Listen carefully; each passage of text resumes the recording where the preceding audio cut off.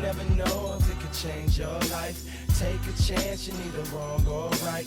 You never know if you don't roll them dice. You better roll them dice. You never know if it'll change your life. Take a chance, you're neither wrong or Hello, right. everybody, and welcome to another episode of Dungeon Master of None. It's the Dungeon Master None Radio Hour. Okay, I don't know what I'm doing. Hi, Rob. It's me. It's Matt. Hi, Matt. Welcome. Thank you for introducing the Dungeon Master of None Radio Hour, starring DMs Matt and Rob, and special guest. That's your cue. Oh, hello, it's me. Hey, Sorry, how's it going? You don't have to do the bit. Oh, it's but... me, Cinderblock Sally, coming in from West Coast Radio. I like it. Really. Hello. I like it. Yeah, we have a special guest today, Cinderblock Sally, longtime friend of the pod, homebrewer, DM, creator, monster enthusiast, TikTok superstar of the D&D ecosystem. Thanks for coming on. Thanks for talking with us. Thank you for having me. Yeah, it has been a while. I was thinking this morning. I remember a long time ago when I helped you guys edit an Artificer eons ago, and I remember that in writing that edit, I ended up spending much too much time on it because I was just having too much fun, and I think I was trying to throw like jokes into it and things like that, if I remember correctly. You did, yeah, and they were appreciated and they were helpful. And you what's you funny treated about our homebrew as if it was like an episode of The Simpsons, the first draft, and you're like punching it up with you're jokes. punching it up, which was helpful. Yeah. What's funny, I forgot that you were one of our editors and beta readers, which, by the way, thank you again. And it's just so funny. Obviously, we love that Artificer and all the work that we did on that, and then Wizards actually like went and made an Artificer after we spent all the time doing it ourselves. But that's okay. That's good. Those dirty dogs. with You the guys had one thing that theirs didn't have, though, which was I think was a fun element, which was that if I remember correctly, they all had a pet element, correct? And I thought that was one of the things that I really liked. And I remember the shadow pet one was like, oh, that was the one that I want to play. And there's nothing there. The Wizards didn't steal that from you, which they should have. If they had stolen anything, I would have loved for them to steal. You can have any type of pet. Yeah, the Wizard's Artificer has the little like walking cannon, but not as much the good cool pets. No, I did like that from our version, and that didn't make it into theirs, but that's okay. We'll let it slide this time, Wizards. So, Cinder, you are a monster friend. Not a monster yourself, a monster friend. And so I thought we could start off today filling the ears of all of our Dungeon Master listeners with some monster friends, some rare monsters.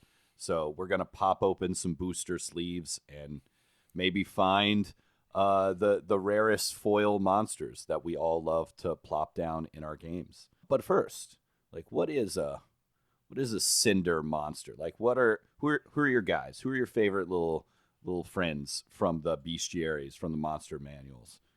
Okay.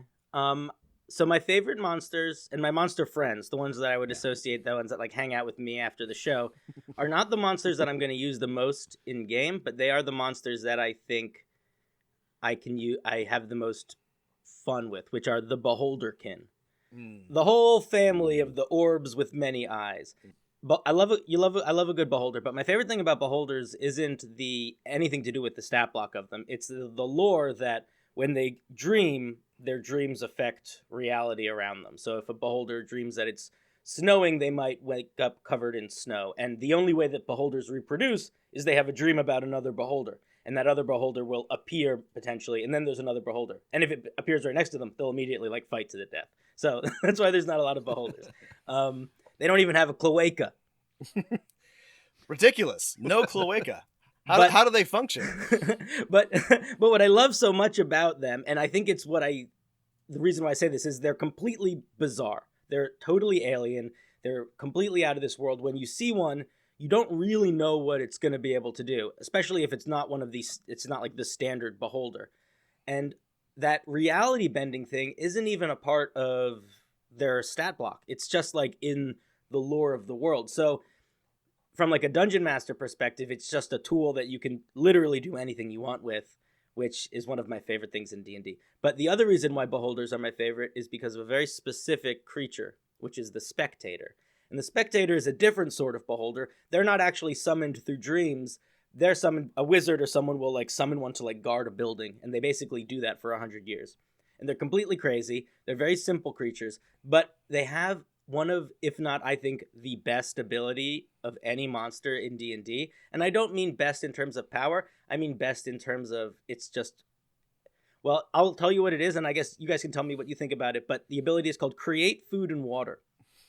The spectator magically creates enough food and water to sustain itself for 24 hours. There is not a, it's an action to do it, but there is not a time limit on it. It doesn't consume a resource, and it's very vague. Like, it's enough food to sustain itself for 24 hours, but could it do this every turn? And it's an ability that whenever I ask people about it, they say, oh, it's because they guard places. So it's a way to imply how they can eat. And my immediate first question is, then why doesn't like every giant lizard that lives in a dungeon have this power? You know what I mean? Like it answers a question that no one's asking. So I don't understand why it's there, but it is there, which means that it's a weird tool that we can use. And I have found myself using it more than almost any other beholder interesting power to create weird situations in games where you can have a spectator that's like a big fancy chef, or a spectator that makes people think it's actually going to be a really good guy because it's making food for people, or a spectator that goes crazy and like fills a dungeon with just plates and plates of food, so it turns into this almost like swimming through food fight situation. It's just the weirdest power, and I love it because it's stupid and it's amazing, and that's all I have to say about it. I wanna pause on this because this is critical, because we've had long extended conversations, and many people do, about dungeon ecology, right? This is something that nerds like us think about all the time. It's like, okay, so this dungeon is full of goblins and, I don't know, vampires and oozes and blah blah blah blah blah. What do they eat? Where do they go to the bathroom? Like, what, how do they function? And the spectator takes that question and is like, fuck it, it makes its own food and water. Like, shut up, nerd. It just makes its own food and water, and totally throws the whole question like out the window. But you're right, answers a question that was sort of being asked and has been answered in an entirely different way. But I have used spectators before, and I didn't know that I forgot that they had that ability. But I love it for the same reason that you do.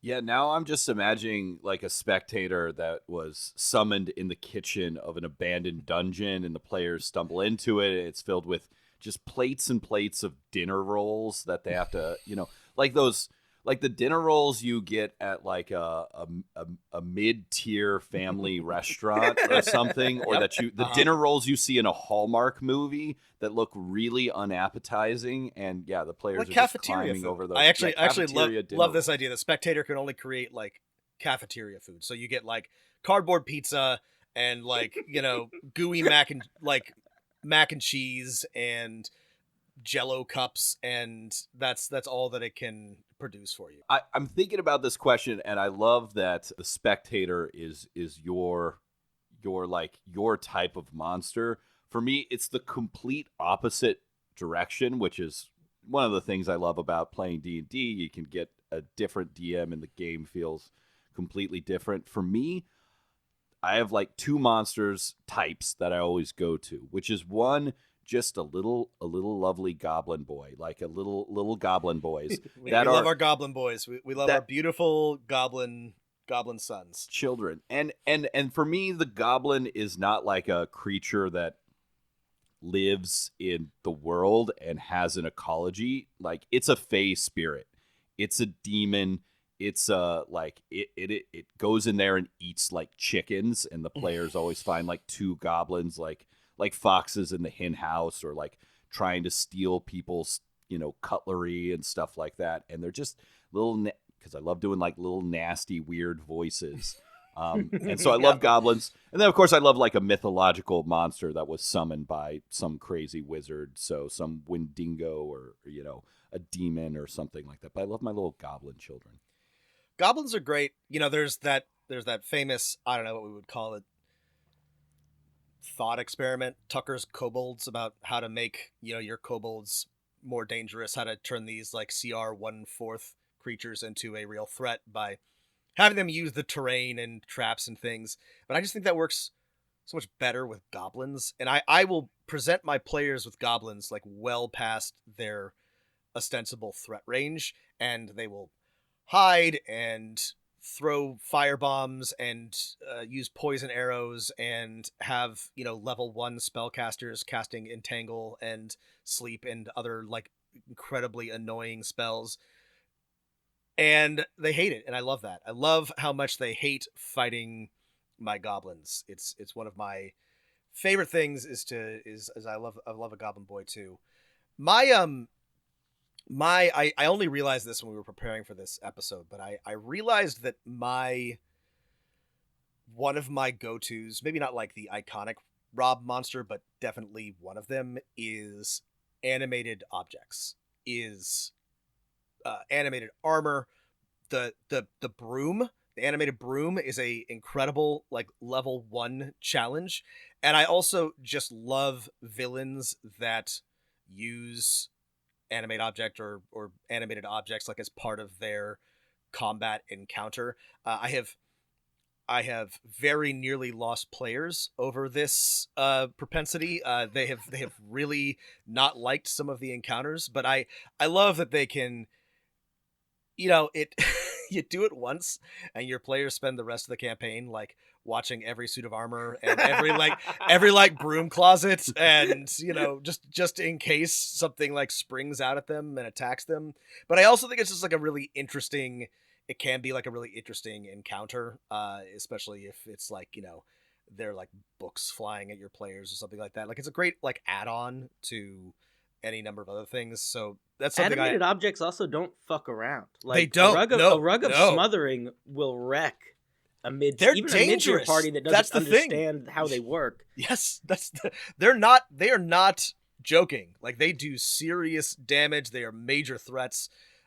Flying swords, all of this stuff. It's bad business. On the other side of it, though, they also are one of the only things that I can think of off the top of my head in D&D where you can use logic to find their weakness, which is really nice.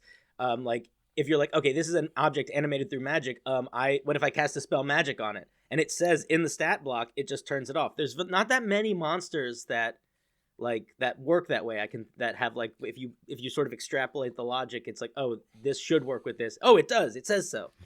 And it feels very satisfying when they're like, oh, dispel magic stops the magically animated object from attacking me. Yeah, no. Yeah.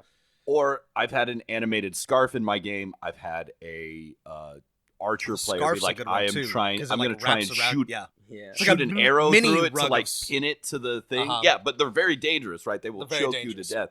But like that logic of like, oh, I know what a scarf. There's something about the animated objects. Everyone's like, I know what a table is. Mm-hmm. I may not know what a rimmeraz is, but I know what a fucking table is.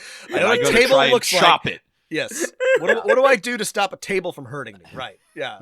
Right. It's so logical. And I feel like whenever we present our monsters, it's like we got to tap into our players' logic. And yes, very rarely do the rules of D&D reward this, but when they do, it's so nice. It's like, I understand what this thing is. It's a chair. It's a scarf. I can think about how my character would fight it. If I'm playing a game with players that I know aren't like metagamey or like don't get into that headspace, and they try to logic out a situation where as a dungeon master, it doesn't work that way, but it should work that way, I usually just let it work that way. Oh, yeah. And speaking of that, I know you had some favorite spells. 2 weeks ago, I had a player just, you got to lean into players, especially new ones who are in that headspace of, oh, this is how the world should work, right? Describe some monsters standing around a campfire. Player used Druidcraft to snuff out the campfire. Maybe it was too big for Druidcraft to actually do this, but fuck it, right? They're like, I'm gonna snuff out the fire, and the smoke will get into everyone's eyes. Perfect, right? Mm-hmm. And that's one of my favorite cantrips because of that. Any favorite cantrips you love seeing players use just in fun ways? Well, that's fun that you said Druidcraft is a good one. I think Prestidigitation is probably my favorite cantrip. Mostly because it can clean and soil clothing. I really like watching players soil each other's clothing. Because what does that even mean? Right. You're dirty now. In terms of look at you covered in filth. What's the matter with you? I think that my favorite It's and like least the favorite insult from Rush Hour. You're dirty. Clean yourself up, right? You can do that to people. You got blood on you. Oh man, I think my favorite and least favorite is Minor Illusion, because when Minor Illusion is used well, you can do all sorts of stuff with it. Like you can show somebody what I think the most clever use of it I've seen is people using it as like a photograph to be like, this is what this guy looks like. Okay, now we can show people like what the monster we're hunting looks like. So the wizard that they go talk to says like, oh, that's what this is. I can tell you about it now. But I also don't like it because it's also the spell that players most, I think, bend the power level of. Oh yeah. And I don't mind when players try to bend the power level of things sometimes, but with Minor Illusion, this might be totally illogical, and it might just be a crazy thing in my brain. But because I know that illusion wizards can bend Minor Illusion to make it more powerful, I feel like I shouldn't let everyone do it. Like if you wanted to go down the path of being an illusionist, you can, but you chose not to. And I don't want to pull that power away from the illusionist. Does that make sense? That does make sense. No. And this is a great point because I'm very much as a DM, I'm a yes. I'm you want to do that? Absolutely. Go for it. And the spell that is used to test my limits and my generosity more than any other is Minor Illusion, hands down. And it's like, okay, I like your creativity. I like where your head's at. You're gonna, make a wall appear there, or you're going to, suddenly you're 10 feet tall or whatever. But I'm like, you cannot invalidate this entire encounter with a cantrip. I'm sorry. It doesn't matter how creative your description is. There are finite limits on the powers of this spell. And it's frustrating because well used and well implemented, Minor Illusion is so cool and it rewards creativity. But I think players get high on that creativity reward, and they want more of it. They just want to ride that high. They want to keep on using Minor Illusion to trick their way out of every encounter. And I'm like, it doesn't work like that. The frustrating thing is if you move beyond its rules as it's stated in the spell and you give them a little bit, right? And you give them more, Minor Illusion can become a spell that solves everything, right? If you can create, if you are like a superhero that can create infinite illusions, there is no challenge you cannot surmount. And you want to say yes because it's such a thing that encourages player creativity. But if you say yes too much, you have created like that superhero that can just create infinite illusions. Yeah. Yeah, and it also, again, there's not a lot that compares to it in terms of flexibility at the cantrip level. And so if you've got one player with Minor Illusion that likes to use it and another player with Firebolt, which is a great spell, sorry, that's a bad example. Wait, Firebolt's a cantrip? Sorry. Yes, it is. Right. Yeah, sorry. Yeah. I got ahead of myself. Which is a great spell. It's a good cantrip. But they may suddenly, not be affecting the world as much as the illusion player. You can only do two things: burn creatures and burn objects. That's about it. That is it. What about Skywrite? Well, Skywrite is, I think, potentially the most powerful low-level spell in the game. I yell about this from the mountaintops, and I feel like Critical Role is finally shedding a light on it with Keyleth doing the thing in Vox Machina. But it is, if you think about, okay, I don't remember what it is offhand exactly, but it doesn't matter. You can write like a 10-word sentence or something like that, a 3-word sentence. You can write some amount of words in the sky. In a fantasy world where planes don't exist, where the gods actually have influence. Up to 10 words in a part of the sky you can see. Yeah, so the size is not even mentioned, okay? You can see a lot of sky, especially if you're high up. Yep. So in a world where there aren't planes, where there are divine forces at work, like with tangible outcomes in the world that you can't really question. This spell can change kingdoms. I mean, especially if you are playing, especially if it's a game world where magic is not known by everyone. Like there are just some, if it's super high magic, I guess it's less powerful. But even then, you could, like if you're getting into political stuff, you can just make a big, every single, it's a second level spell, I think. So if you're a high level wizard, you cast this spell a lot. And you just, and it's a ritual. You can just trash talk the king, right? You could just send spells trash talking the king all day, every day. That's going to have a huge impact on things. And that's like not even thinking about a clever way to use it. That's like the simple first thing I think of way to use it. Like you can break. It could be the social media of a city. The players, the marketing opportunities where... alone are just there's completely like second level spell. Like you could run a whole agency just selling your Skywrite services as a third level whatever. It's a wizard spell. Yeah, people are constantly posting right in a city. The entire sky is filled with advertisements. Oh my god! That would be ridiculous. I mean, you could buy special arcane glasses that filter out the filter Skywrite out all spell. the ads that you're constantly seeing in the clouds. I mean, there's lots of areas where a even like moderate magic world suddenly starts to fall apart, and in addition to create food and water, one of the things that makes one wonder why how society functions when any wizard can just like write king whoever eats dicks for breakfast in the sky. That's only like 4 words. You could write a whole bunch. You could say a whole bunch of more things about the king if you wanted to, however many times a day he feels like it. Skywrite also, now that you've like made me think about it, like my players are always obviously trying to figure out how to talk to each other and making use of the message spell and sending, and those are limited and expensive. But if you can just like write whatever in the sky, that solves that problem for, again, certain forms of communication, I guess, since everyone can see it.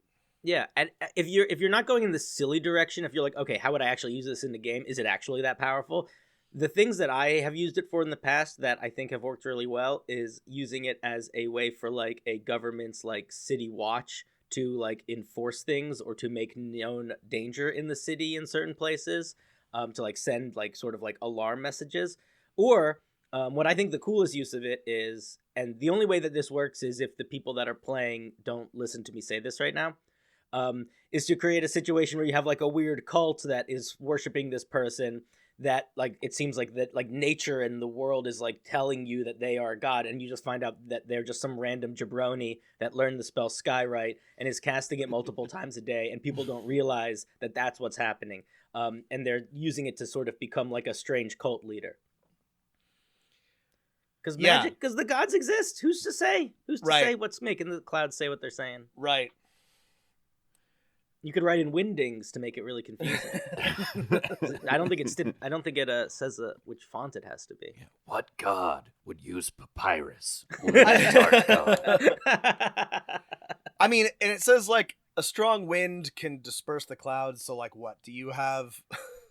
Like, if it becomes a problem, do the powers that be have other wizards that are constantly casting like Gust of Wind to What level spell is Gust of Wind? Is that second I think level that's too? a third. It might also be a first level spell, I thought. Then it could outpace it in theory, because it could. You get but more but it's not a ritual. It's not a ritual. So the other thing though is that the Gust of Wind, it's only 60 feet by 10 feet. And as you mentioned, Skywrite can be as big as you want. There's no limits on the size. This is how much of the sky you can see. The more that I'm thinking about this, the more I'm realizing that's a major oversight on the size of Skywrite. Yeah, really I mean, it is and it isn't, right? I do like when things are a little bit ambiguous, so long as everyone is like on the same page as like what the goal that you're doing at the table is. Right.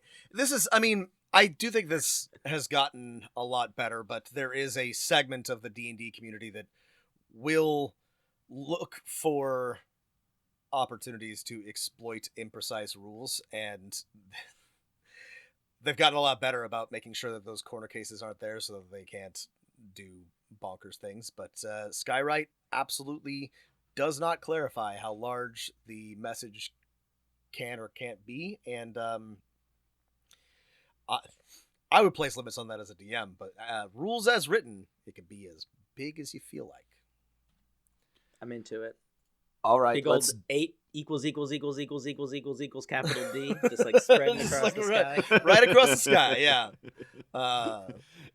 The limit is you can only use Unicode characters. You got to be a little creative here. All right, let's dust our sky off. Let's blow these clouds away and talk monsters. All right. Talk monsters. So some more? let's talk underused monsters. yes. Here's what I want to do is pass the talking stick around, and everyone give us, we'll take turns going a couple times. Everyone give us a monster that you feel like is underused or a clever situation to use a fun monster. I'm happy to go first. Lock it in. Here we go. Okay, Rob already mentioned animated objects earlier in the episode. I want to put a pitch out there for awakened creatures, shrubs, trees, foxes, kangaroos, any animal you have. And these are usually encountered, right, as a single thing. Here's one awakened tree. Here's one awakened bear. Have your players stumble into a hex or a couple acres of valley where every single thing is awakened. Every tree, every animal, and then the situation can go from there. There's a war between the canines, the foxes and wolves, and every other creature. How are the players going to negotiate this? Awakened land. Have fun with it. Get your Narnia on. We've talked about this before, Matt. I love awakened creatures, and I think there's a ton of potential. Especially, you extrapolate, like, what does an awakened shrub or tree, what does it want? What does it want? What does it desire? Like, what motivates an awakened creature? And I think there's absolutely like a lot of, especially with like animals too, just a lot of like really interesting situations here, both for challenge, right? These are creatures that want to harm the party, but also interaction. They have something to share, or could be potential allies. I think Awaken is another spell that the existence of has massive implications for the world at large that are largely unexplored. But it's also, isn't it only, it's like a 5th level spell, and isn't it locked to druids in terms of who can actually do it? It is. That's true. I feel like that helps. I feel like Yeah. that helps build out sort of where, like, when I think of an awakened forest, my first thought is, why is it awakened? Like, was this Exactly. something that like somebody intentionally tried to do? Was this like there was a druid that lived here a long time ago and awakened some trees and is like in power over them, or like, you know, like died eons ago or moved on, and now this society has sort of evolved out of these things that have been like, I like it as that. That's where my mind goes. Like, what awakened these creatures? And you can build. You know, my favorite D&D stories are the ones that have an air, not necessarily of mystery, but like of discovery to them, even if it is just going to the place and fighting the thing. And I think that if you have like an awakened woods, that why is this forest awake, or maybe now it's suddenly angry and it wasn't before, is a very compelling, interesting thing to play around with and dive into.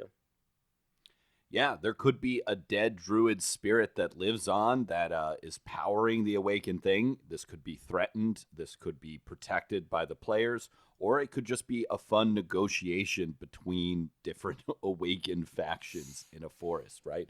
Great for building factions of the ancient enemies of trees versus squirrels. Can they live in peace if they're all intelligent creatures?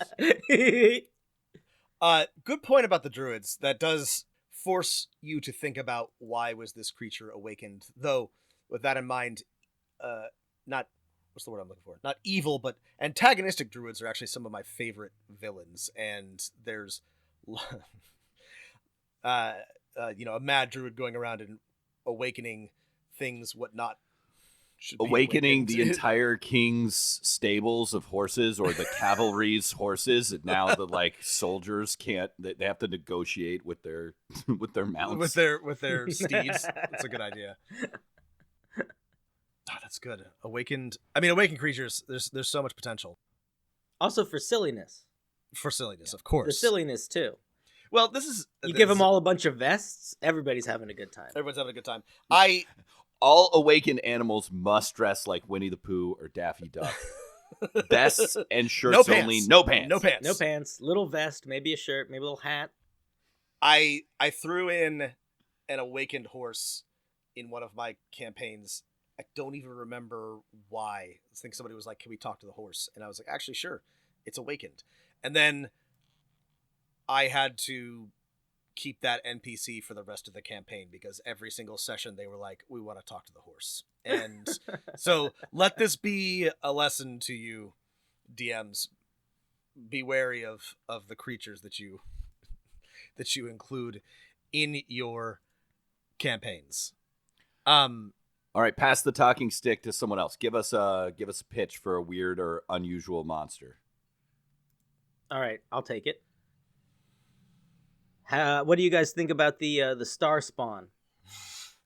I love the Star Spawn. I'm a big Star Spawn fan, but So- tell me what you're thinking.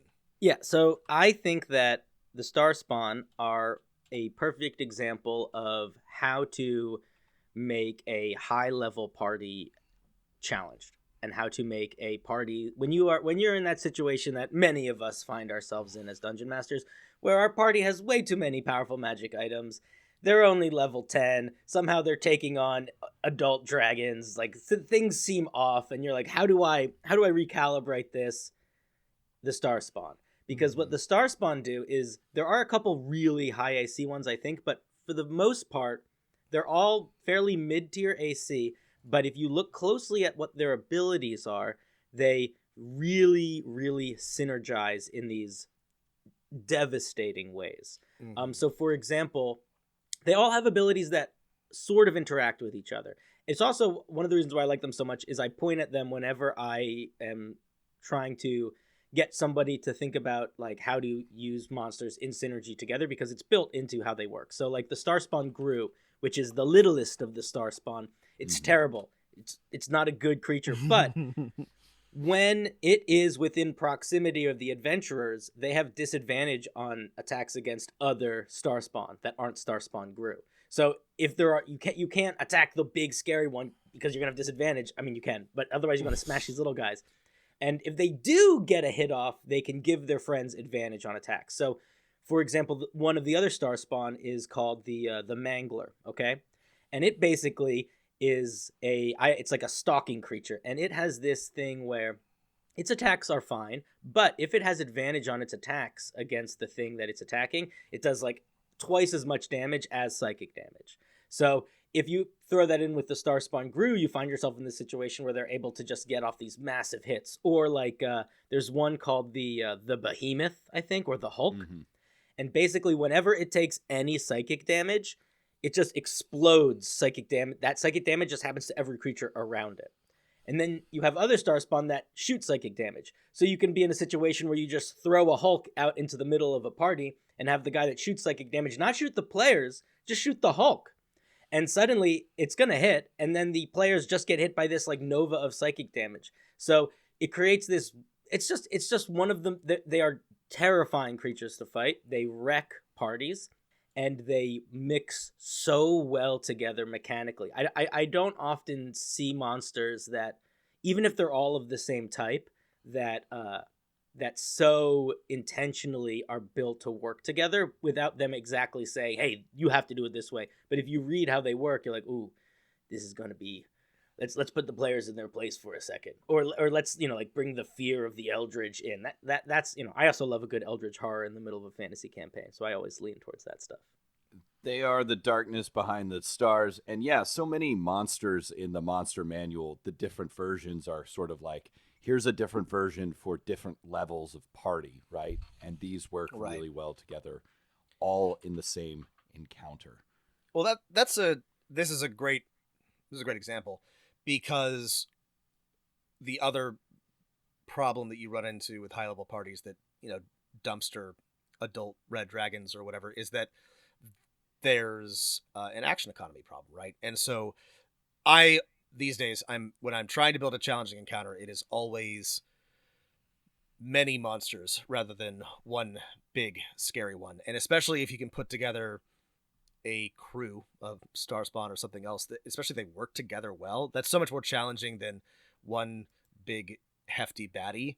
And I love the synergies that you just described. That sounds really terrifying. And Matt's right. Oftentimes the different levels and different versions of a monster are just, this is a bigger, badder, higher CR version of the same thing, rather than this has different abilities that function deliberately with other versions of this creature. God, are there anything else that works that way? There are a few things that are sort of designed to appear in tandem and play off of each other. I can't think of any immediately off the top of my head. That's at least not that are they are pages next to each other in the monster manual. You know what I mean? Mm-hmm. I think there's I can't think of any. I have to think about it more. Most of the things I can think of are in weird expansion books or third-party things that I don't think count when we're talking about the official published material. Yeah. I mean, I think this is one thing that Pathfinder always did or does a little bit of a better job of considering, is how things might work in tandem or work with each other. But that's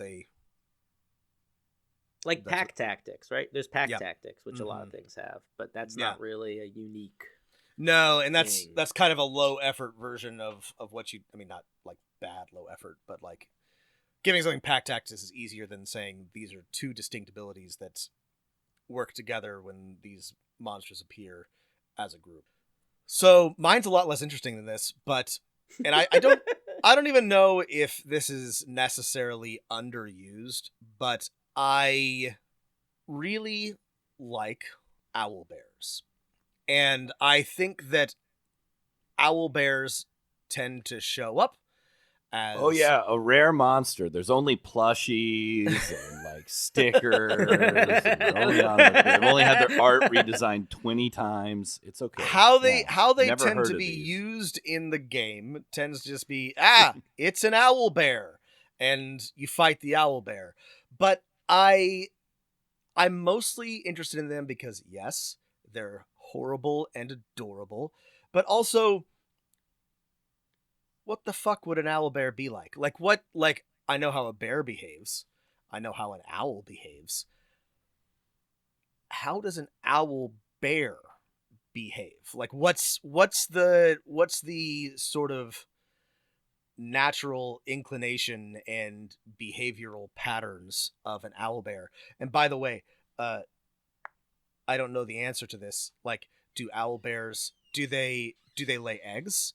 Do they cough up owl pellets? Do they cough up pellets, right? Or do they pass, their waste like a bear does? Do they hibernate? Are they nocturnal, or are they not? These are questions that I have about owl bears. Anyway, Can you imagine an owl bear pellet? Have you guys ever in science class? Did you guys do the thing where you take apart an owl pellet and find Yes, I did. Oh my, that would be such a cool thing to put into a game, but so gross in real life. Now I'm thinking you drop a human skeleton in an owl pellet. An owl bear pellet, yeah. Your players you could find "Oh, an amulet in it or something too. Oh, that would be so cool. Now I've decided that owl bears do produce pellets. I've decided that this is canon in my games. But I think that the way that they're mostly presented is this is in some magician's laboratory, or it's got a lair in the wilderness or whatever. But I think that being hunted by an owl bear, or having to sort of, especially a low level party, having to navigate or deal with a large, dangerous, unpredictable predator, it would be is a lot more interesting than it is usually presented. And I guess Matt's right. This is a very not a rare monster. It's very common. It's been redone 1,000 times. But that's what's interesting to me is rethinking the way that the owl bear is used. I think that there's a lot of potential to do some interesting things there. Okay, here's another, I think, common monster that I think needs a little more love. When you look at demons and devils, right, your fiends, and you look at the one that is like kind of challenging for a first or second level party, you stumble across the bearded devil. And the bearded devil is like kind of has, at least in 3rd edition and a little bit in 5th edition, just kind of like goofy art, like a purple guy with just like green beard tentacles coming out of its face. And one of my favorite things to do with a devil is instead of putting it in a giant army or having it be a lieutenant for like an evil spellcaster or monster, things you can absolutely do is I love having like demon or devil possession in my games, right? You want to figure out why this person is bad or evil. Oh, it's a fun mystery. They've been possessed by a devil. And I would make the case that the bearded devil is a great, like you have a first or second level party, a great, this person is actually possessed by a bearded devil, and you reskin them as this person has the stats of a bearded devil because it's got magic resistance. So it gives a little challenge to your spellcaster, and it fits with, oh, this person is resistant to my divine cleric spells. 2, it's got a 1 powerful attack. It has the little beard attack secondary thing, which you can easily reskin as like a tail, a tentacle, a whip. And then 3rd, it's a great low-level challenge for players because they're resistant to damage except from silvered weapons. So if you want to do that, all right, it kicks our ass the first time we need to run away and like, learn and do some research. It's a great teaching opportunity. And I think it works best as like, oh, this is the devil that will possess your first level warlock who is dabbling in too much. So, bearded devil possession stories. Go for it. I like the bearded devil too. I used one in a game recently. They're cool because they're, like Matt said, they're more reasonable CR than a lot of demons and devils, and you can introduce them, without, if your party's going to fight a pit fiend, there has to be a pretty good reason for why there's a pit fiend anywhere for any particular reason. But a bearded devil is a lot easier to fit into a lot of campaigns. Also, just to go back to what you said, Matt, about how all of the magical resistance and damages resistance come into play. That's a great way to think about how to take these abilities that often I feel like as a DM you sort of gloss over and just sort of accept they're there and make them like a compelling plot point. Where, especially if it's not like, oh, a devil appears out of a puff of evil smoke and people are like, all right, it's magic, we're going to fight it. But if you see like a person that you knew was just a person and just a change comes over them and then suddenly they're fighting you, and when you stab them, it doesn't really work. It's not like, oh, they're a devil. This is this. This is this. This is this. It's a mystery to solve.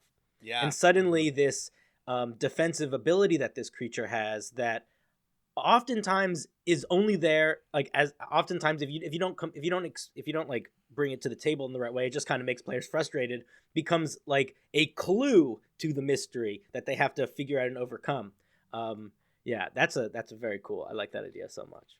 Really cool. Escapes. They have to collect its blood. They can analyze it. Oh, okay. When I drop in some colloidal silver into it, the blood fizzes. Perfect. Okay, let's go buy some silver weapons, make some silver weapons, and try and hunt this sucker down. So speaking of monsters, I have a bridging thing here. Cinder, you're as I mentioned, a TikTok creator. And I am a TikTok aficionado. Yeah, large number of subscribers and views, and I want to ask you about that, but as sort of like a way of moving from one topic to another. Speaking of monsters, you had a TikTok that I liked about how absurd beasts are in Yeah. D&D, and I They're so silly. was wondering because somebody posted something about a specific. Well, here's the thing. So, like, for example, a cat, Yeah. cats, a CR0 creature, a cat Meow. I've Yeah. heard of them. does 1 slashing damage on Mhm. on hit, and it's got a +0 to hit, but that means that a dozen cats, like a pack of feral cats, has an extremely good chance of murdering like most commoners in a single round. Like if you are ambushed by a pack of feral cats, you are very likely to die Oh, yeah. before you can even act, which is,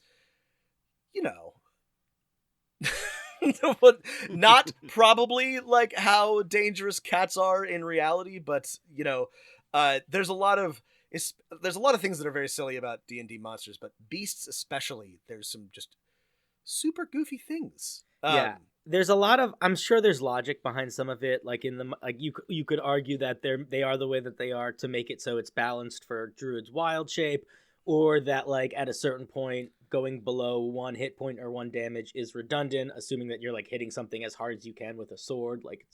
But yes, they're so stupid. It's so silly. And it's a perfect example. I mean, I use it as an example of whenever anybody wants to argue with me about using real life in the context of D&D for rules, I just tell them, so a crab and a sheep have the same amount of hit points in D&D. So are we really worried about this? Right. Because that to me is one of the craziest things. I got the idea to do that. I am not everyone is stealing from everyone all the time, so we must be honest about that. But I saw a post on Reddit that was talking about the jump mechanic in terms of beasts, because in D&D, using the jump mechanics in D&D, a cat cannot jump at all. It just can't. Right. But Doesn't an have the elephant strength. can jump like 8 or 9 feet up in the air. Wait, Which what? elephants? Yeah. So because Elephants jumping is can't based jump. on Everyone yeah, knows that. Yeah. Because jumping is based on strength. So I was like, what else is Right. there? So in my because they have like it ends up, if you do the math of jumping, they can jump 8 feet up in the air, I think, or 9 feet up in the air, which is just silly. So I was like, okay, what else is there? So then I just started going through the beasts, and I noticed a bunch of other things, and I tried to point out things that weren't things that I heard a million times, because everyone points out that like cats don't have dark vision. That's like the first thing that everyone goes to. But there's just all sorts of silly stuff like The crab and the sheep. That's a good one. also same as a commoner, 5 hit points. There should I'd be say crab herders. I think I'm probably harder to kill than a crab, but I don't just don't understand why a crab doesn't have 1 hit point. It's a crab. Like a rat, it's like, why all the little animals having like 1 or 2 hit points kind of makes sense, but why does the crab get more? It's got a shell. I don't know. A lion and a tiger can both jump, but only one of them can pounce or something stupid like that. I don't know. It's the kind of thing where, to me, it is just the perfect example of why you shouldn't use real world logic to argue D&D, because at the end of the day, at the core of the game, it's just not that. You know what I mean? Like it's just not that at all. Yeah. It's silly. It's silly times. Yeah, there's no way, back in 3rd edition, there was no way that, like, for example, a horse could easily grapple and take down basically everyone but a fighter, right? I mean, there are no limits on grapple. You don't have to have hands to grapple. So, That's right. horses and other large mount type creatures, camels, etc., could easily grapple with and just sit on anyone. I mean, that's a great point. We talk about this all the time, but like, you should not be arguing realism in D&D under any circumstances, but especially not when it comes to monsters or monster behavior, or like combat is already like very abstracted, but like sometimes people get very fixated on certain parts of it, rather than it's very silly. So now that we've broached the subject, tell us about the TikToks. Tell us about the clock app.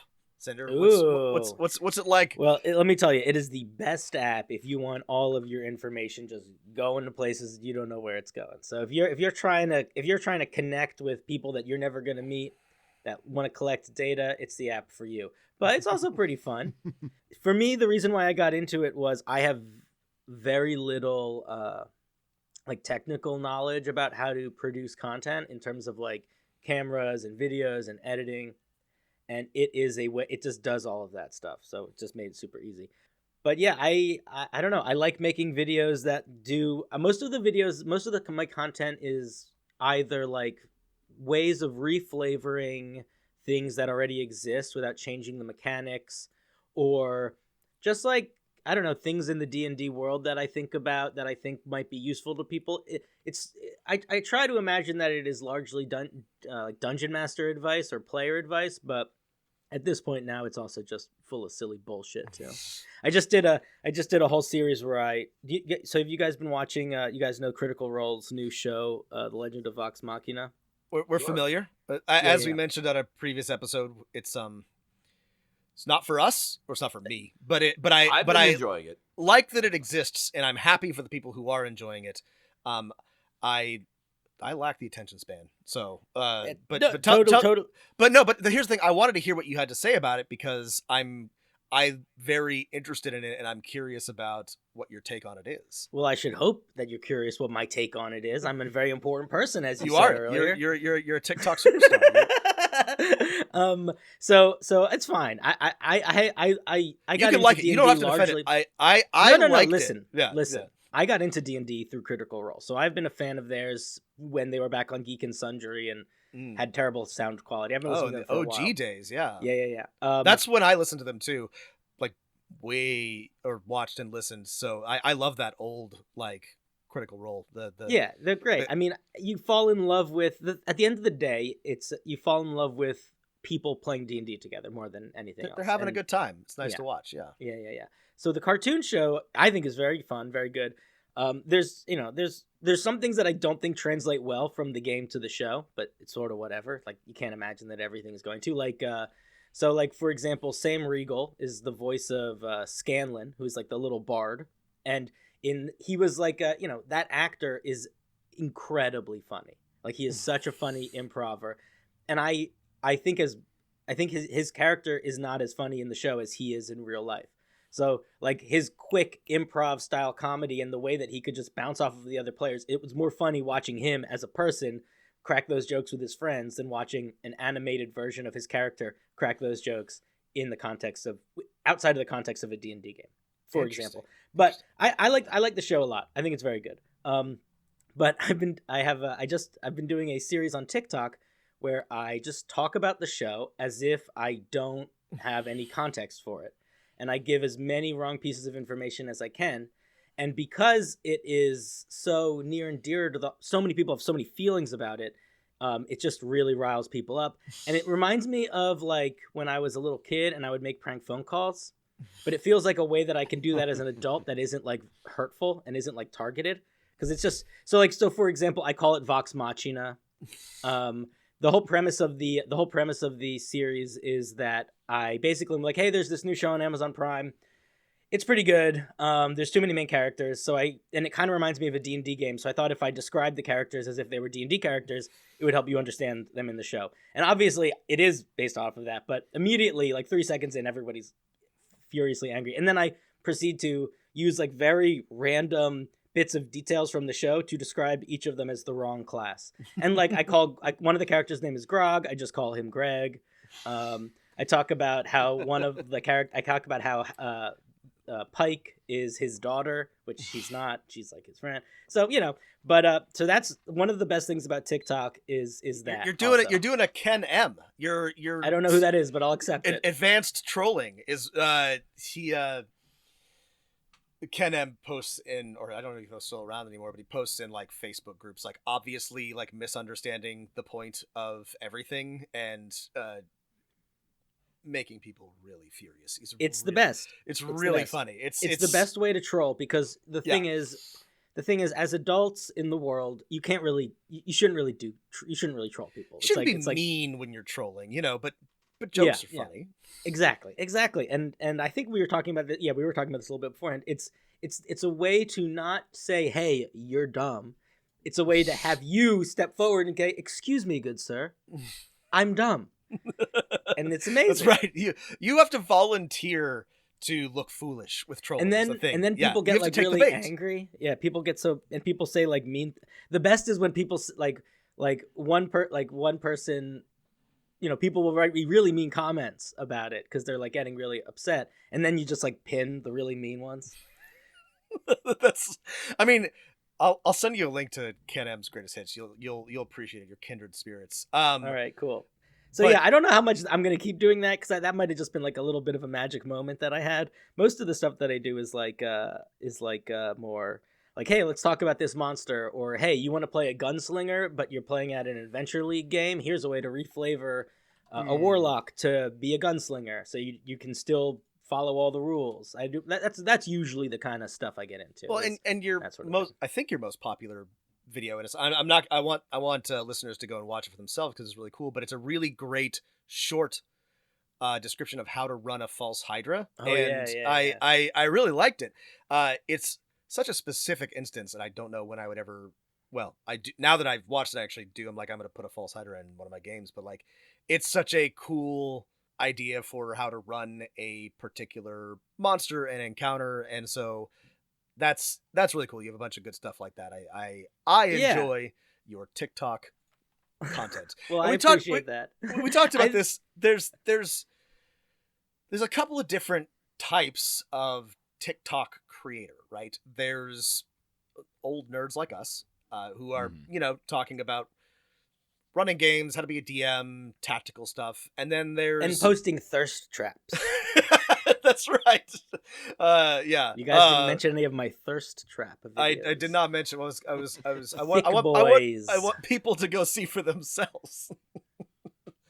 And then I would categorize them as a younger crowd that's more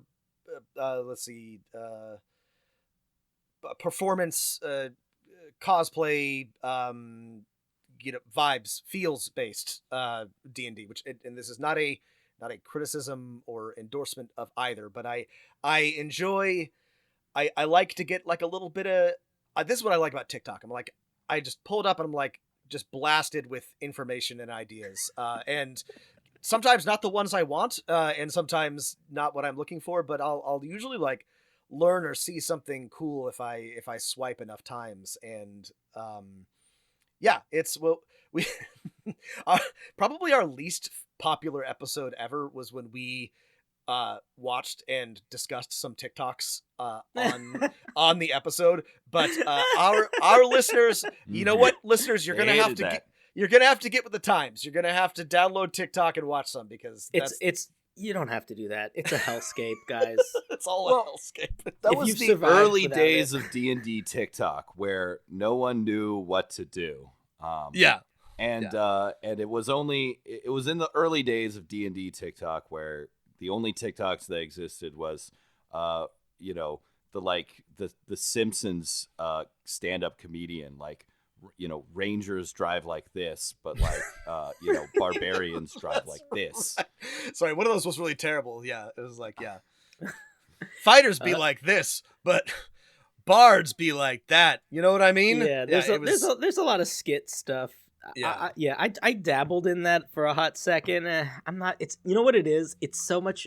It's so much work to make something that's so like meh at the end of it. Like, unless you like are really like have an awesome costume that you have, or like some crazy like it's just too stupid for too much work. Like, I would so much rather just like talk about something I've been thinking about for an hour, or reminisce on a weird thing that happened in a game that I was running and try to be like, what can I learn from this?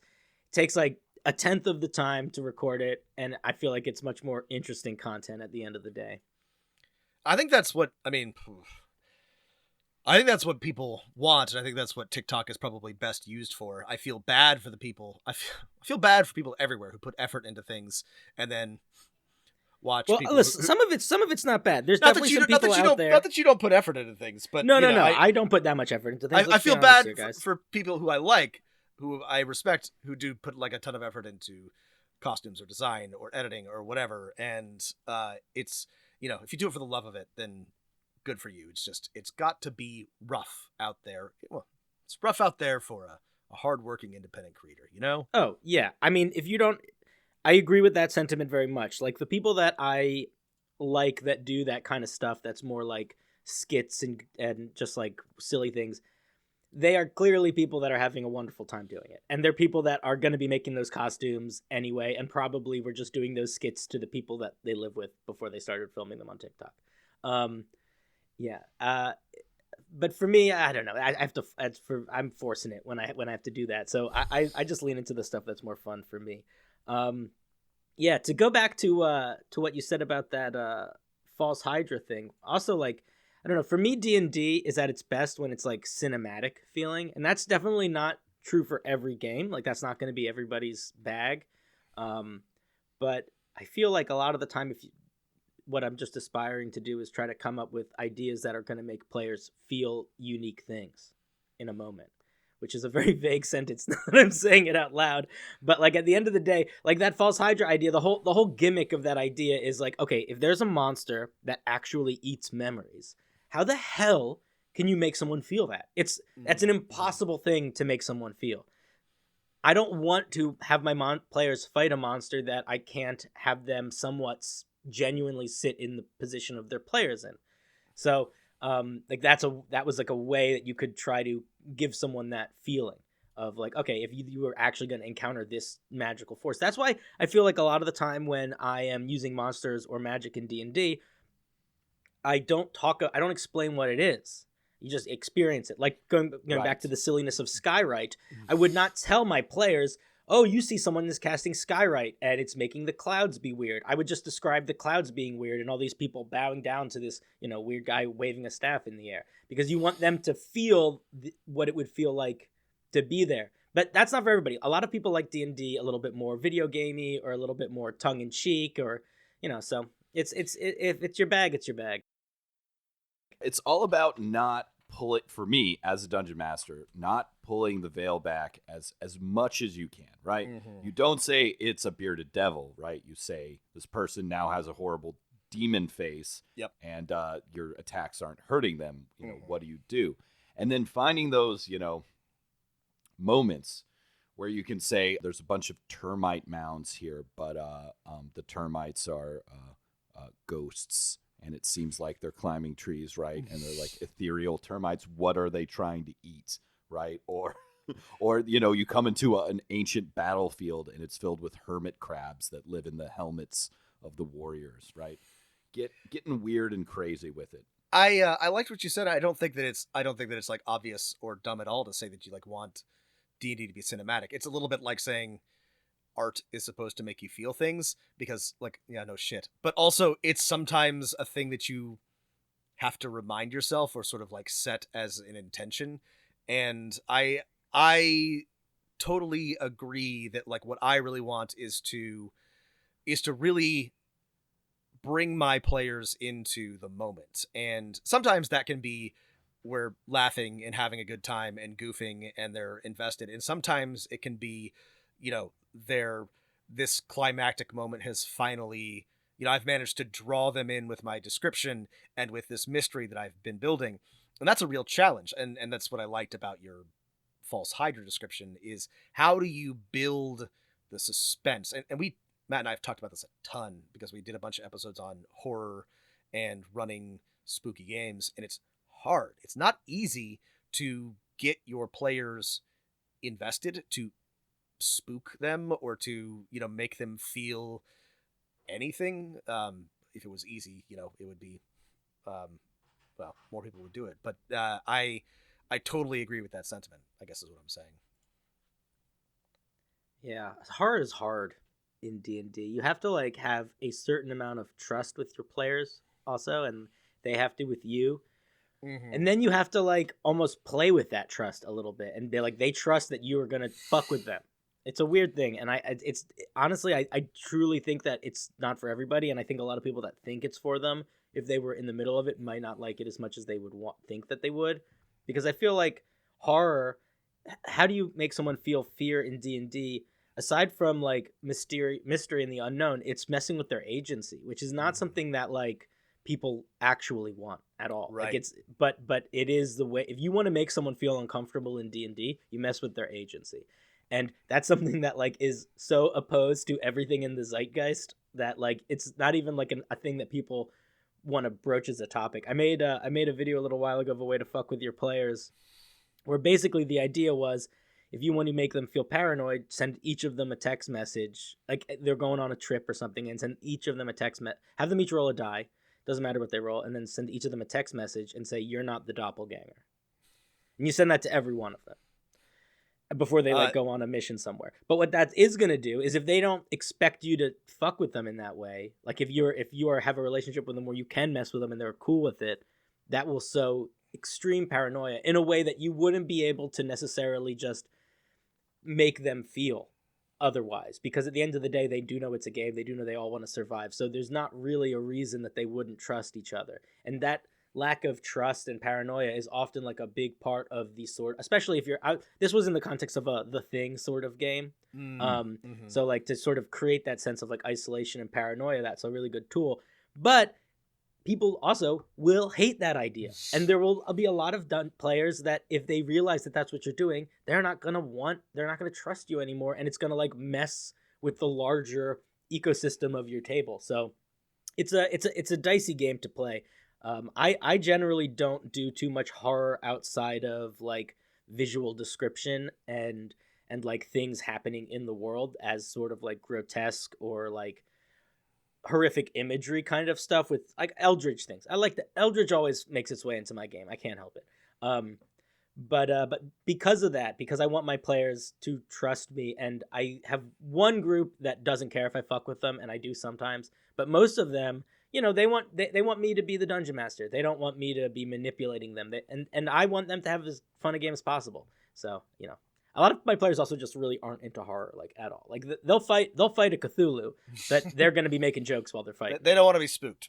Yeah. And this is what we talked about in our episodes. Yeah, you got to have buy-in. You got to have a party and players that want that. And you're right. Sometimes they think that they want that, but don't enjoy it in practice. I mean, it's when you go see a scary movie, you know what you're getting into. You went to go see The Conjuring 5 or whatever. You're not like angry because it's scary, because that's what you knew what you were getting into. But sometimes it's a lot more challenging to get that buy-in and that right there, get that, you know, feel right with D&D sometimes. Have you guys ever played a Call of Cthulhu? Oh, have we ever? Matt has run. We're gonna get off topic, but Matt has run Call of Cthulhu for me a bunch of times, and I have been both scared and had my agency utterly removed multiple times. But that's what I love that. I love dying in Call of Cthulhu. That means that I did it right. That means that I sufficiently engaged with the horror that I am encountering. And Matt has killed me on at least one occasion, maybe 2 or 3. At least. Rob must always die. It's you're the I'm the you're sacrificial the red shirt lamb. Yeah, I'm the all red of shirt. My games. Cinder, we could obviously go on all day, but this has been really terrific. Other than TikTok, which we'll link to, anything that you want to plug, anything that you're working on? Sure. I stream on Twitch. I'm trying to stream more right now. I'm streaming about 2 or 3 times a week, and what I basically stream is a writing workshop where people post homebrew that they're working on in my Discord, and I review it on stream, sort of as if we were doing like a creative writing class. Cool. And I encourage them to come on, and I will, if they are comfortable with it, we'll hop in a call and talk about it afterwards. But the idea behind it is I'm trying to get people to think about D&D writing and just, you know, get their ideas out there. And usually what my goal is if you have an idea that you want to make, how can you make it in such a way that if it was given to a stranger that would not have a conversation with you or anything, that they would let it in their game.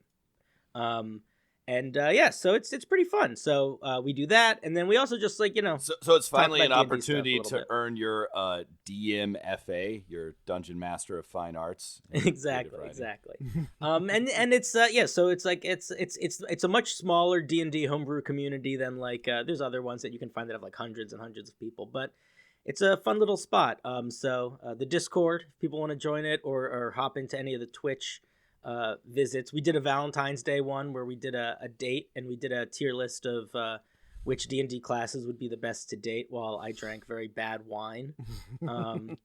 But normally we do like writing workshop type things. Yeah. Cool. That sounds awesome. Yeah. It's on the internet. Twitch.tv. We'll link to it in the show notes. We'll make sure that we got a link to it. Yeah. It's it's World Wide Web, the HTTP one. That's right. Not the local web. It's online. Yeah.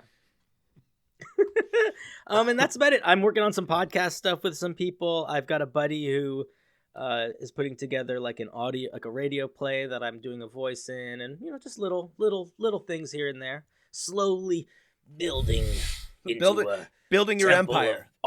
Yeah. I think one of the first things that I said to you when we started talking on Twitter, eons ago, before I sent you any music or anything like that, was that there's going to be an empire that is going to be built, and you said something like, okay, well, in time, maybe we'll see. I was like, yeah, fine, fair, we'll see. we're yeah. You have to aim high. We got to keep everybody humble. That's our role here in the D&D community. All right, fine. Well, again, thank you so much. We'll link to thank you. all of those things. We'll signal boost anything that you've got. Everybody, please check out Cinderblock Sally wherever great Cinderblock Sally products can be found. Check the show notes. Thanks for listening. Stay safe, stay healthy, and keep rolling them dice. You better roll them dice. You never know if it could change your life. Take a chance, you're neither wrong or right. You never know if you don't roll them dice. You better roll them dice. You never know if it could change your life. Take a chance, you're neither wrong